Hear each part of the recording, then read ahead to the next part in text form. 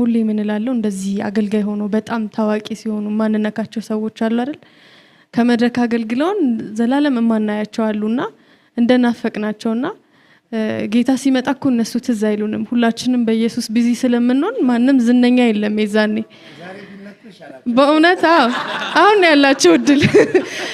ለመደነቅ ጌታ ኢየሱስ ሲመጣ ሁላችንም ፈዘን እሱ ጋር ነው ወደ ሌላ ቦታ አንሄድም እላለሁ ሁሌ